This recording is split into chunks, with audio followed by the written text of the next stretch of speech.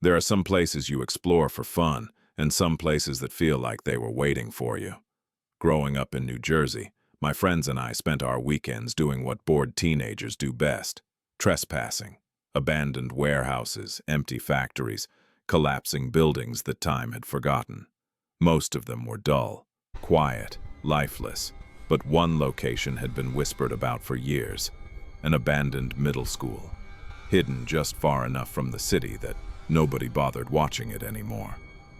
4 of us went that night: Yuri, Frank, Freddie, and me. Late summer, warm air, carefree confidence. We brought spray paint and fireworks, planning nothing more than graffiti and a quick escape. The fence was already cut. That should have been our first warning. Inside, the school felt wrong. Not scary in a dramatic way, just unnaturally silent. No wind, no echoes. Our flashlights sliced through hallways stripped to bare wires and peeling tile, like the building had been hollowed out. The basement was the worst. In one room, a massive pentagram had been painted directly onto the floor. Fresh? No. Old, cracked, like it had been there a long time. We moved on quickly. On the second floor, Frank and I stayed behind to paint, while Yuri and Freddie went searching for a way to the roof. That's when Frank suddenly accused me of stealing his bag. I hadn't touched it. Minutes later, we found it. In a side room, placed neatly beneath a freshly painted pentagram, paint still dripping down the wall. That's when we heard running. Yuri and Freddie came sprinting toward us, terror written across their faces. They didn't explain. They didn't need to. We ran. Somewhere on the ground floor, a sound stopped us cold. A sharp, steady hissing, like someone imitating an animal. Then a voice came from the darkness ahead of us. Low, calm, certain. I should have cut you when I had the chance. Footsteps exploded behind us.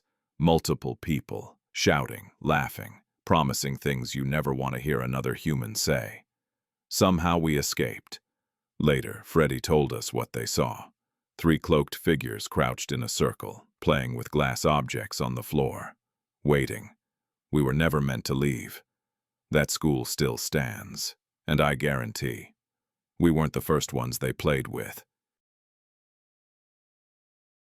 After years of city noise, I moved into a quiet rural house surrounded by trees.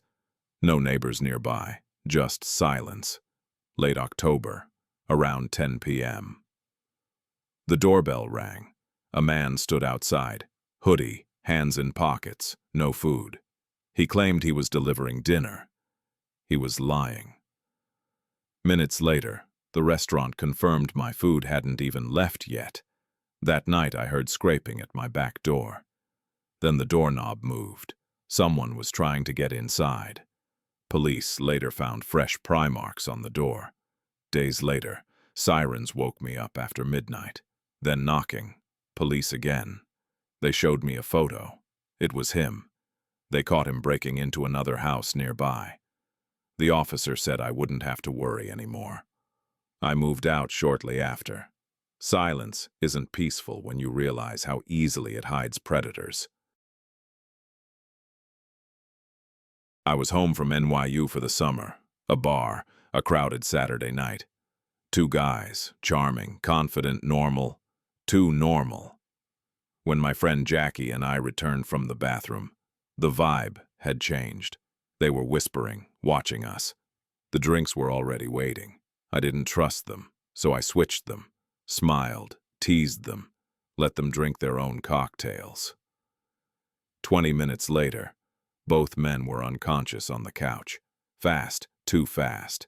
If we hadn't switched those drinks, we wouldn't have been awake. We left. We never reported it. But I still think about one thing that chills me to this day. Why would they drug girls who were already willing to go home with them? Because whatever they planned, sleep wasn't the end.